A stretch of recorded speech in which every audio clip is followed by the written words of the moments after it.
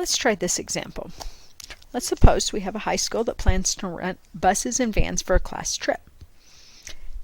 Each bus can transport 40 students, needs 3 chaperones, and costs $1,200 to rent. A van can transport 8 students, requires 1 chaperone, and costs $100 to rent. We have to accommodate at least 400 students, but only 36 parents are willing to serve as chaperones. How many vehicles of each type should we be renting in order to minimize cost? And what is that minimum cost? So first thing you probably want to do is decide what your variables are going to represent. Let's use X and Y. What's it asking? It's asking how many of each type. So I'm going to let X represent the number of buses. And I'm going to let Y represent the number of vans.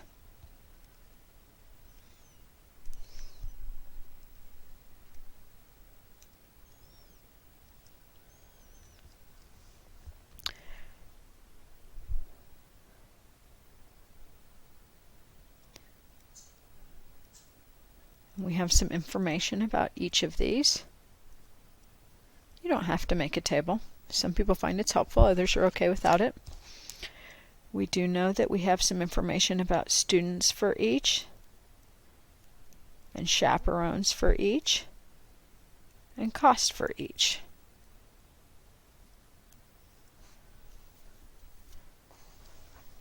Okay, so for students, a bus, 40 students on a bus, 3 chaperones, and a cost of $1,200.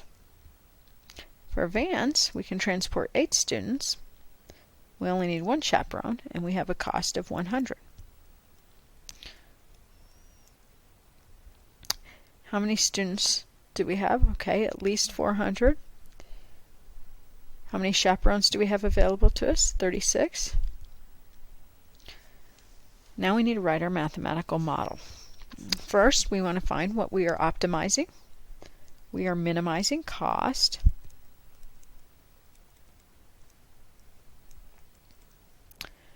So how am I going to find my total cost? Each bus costs $1,200, so I multiply by the number of them that I have. So I take 1,200 multiplying by X. What about vans? 100 each, so 100 times the number of vans that I hire. C equals 1,200X plus 100Y. And now we have our constraints. So we make sure you write subject to indicate what these are. We need to be able to accommodate, to carry at least 400 students. So how do I write at least 400 students? Greater than or equal to 400. So maybe I only have exactly 400 in the class that's going on the trip. There's going to be some extra seats somewhere, and that's okay. So we have to have at least 400 seats. So we have 40 on each bus, 40 seats for students. So 40x, total students that are going to be on buses. We're going to add to that. We have 8 per van times the number of vans. It's 8y. It's got to be at least 400. Let's look at the chaperones. What do we have for a total there? 36. Now this you have to be a little bit careful with. Which direction should our inequality sign go? If you are not sure, ask yourself these questions. Is it acceptable to have more than 36 chaperones? Say 37 chaperones. Is it okay to have 37 chaperones needed? No, because we only have 36 volunteers, so we cannot provide 37 chaperones. Is it okay if we only have 35 chaperones? Sure, that's fine. One parent gets to stay home or else ride in one of the empty seats. So it's okay to have less, but it's not okay to have more because we do not have enough volunteers. We're not obligated to use all the volunteers that we do have. So that puts it at less than or equal to 36. So we're going to need 3 for each bus times the number of buses. we're going to need 1 for each van times the number of vans, so 3x plus 1y less than or equal to 36. Now consider if you have non-negative constraints. Does it make sense for the number of buses or vans to be negative? No, it does not. Is it okay for it to be 0? Sure, maybe it'll turn out that we used all buses. That would be okay. So both of these has to be greater than or equal to 0. So this is our mathematical model. If you ever asked to write a mathematical model, your answer should look like this.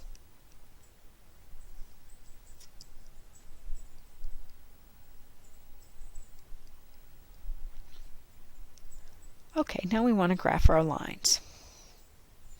So if we look at the first one, 40x plus 8y equals 400.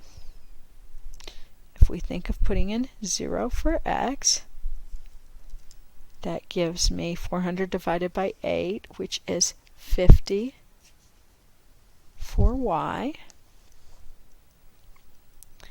If we put in 0 for y, that gives me 400 divided by 40, which is so 10 for the x. 3x plus 1y is equal to 36. If we put 0 for x, so this term is gone, and now y is 36. Put 0 for y. So now this term is gone, so 3x equals 36, x is 12. So now we sketch those lines.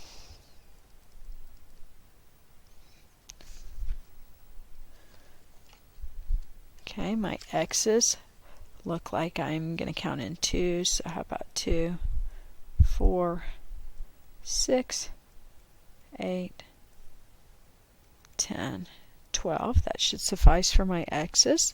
I need to go up to 50 on my y, so I think I'll do that one in 10. So 10, 20, 30, 40, 50.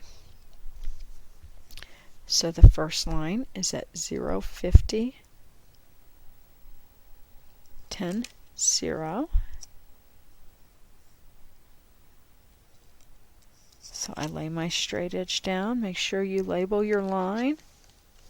So this one gives me 40x plus 8y equals 400. Next one, we have 0, 36, so that'll be about here. 12, 0. Draw our line.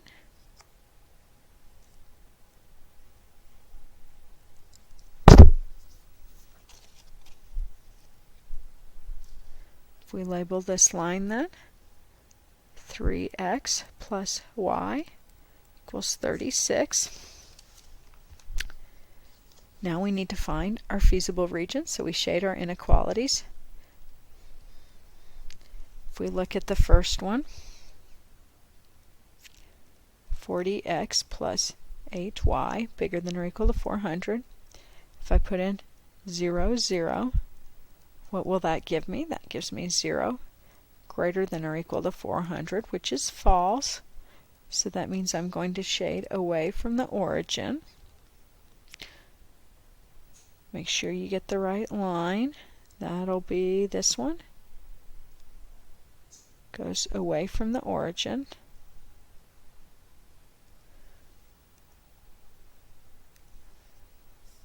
Now we move to the other one. We have 3x plus y less than or equal to 36. If we put in our 0, 0 for a test point, we end up with 0 less than or equal to 36, which is true.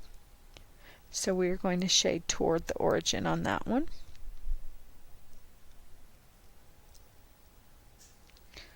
What area will be in both shaded areas? Looks like this little spot right in here. So I'm going to shade that one in carefully and make it clear what my feasible region is. So everything in here. Now I need to find my corner points. 2 of them are easy. this one we need to find.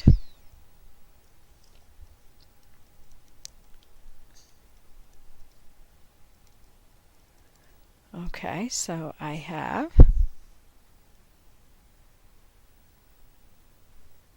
40x plus 8y equals, and I don't have room right there, 40x plus 8y equals 400, and I have 3x plus y equals 36. Easiest thing looks to multiply the second equation by negative 8.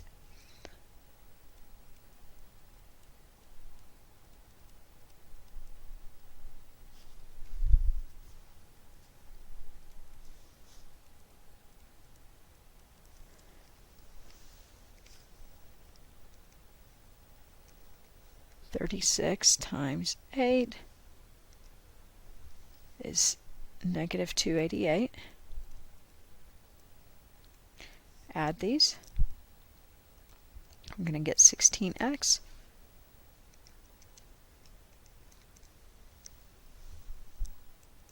$112.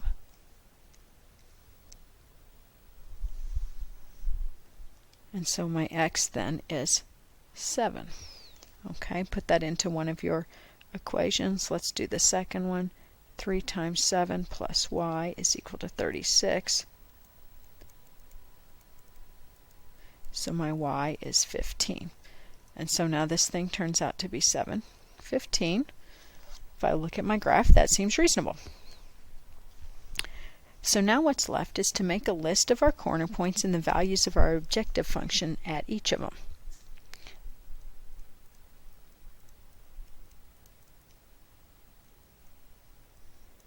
There's a corner point. My c is equal to 1200x plus 100y. So I have 7, 15. I have 10, 0. And I have 12, 0. I can already tell you 12, 0 won't be the answer because 10, 0 will certainly give us a smaller number, and we are trying to minimize. But let's go through and calculate them all.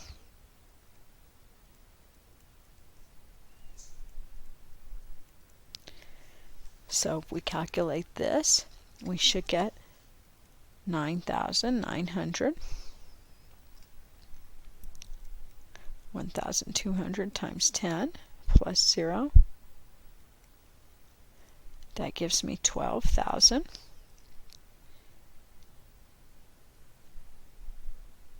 1,200 times 12 plus 0 gives me 14,400. I am looking for the minimum, so this is the one that I want. Okay, it's not sufficient for our answer.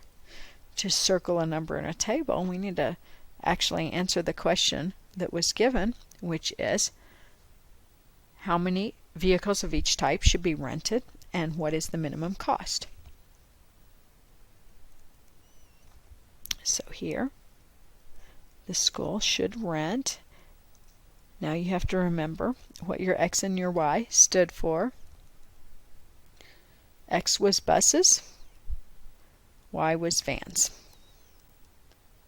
It's very important to write that down. So we have 7 buses and we have 15 vans for a minimum cost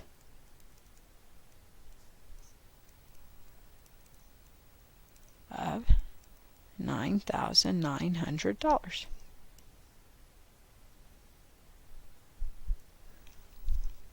I hope these examples helped you to understand how to solve a linear programming problem. Good luck, and I will see you next time.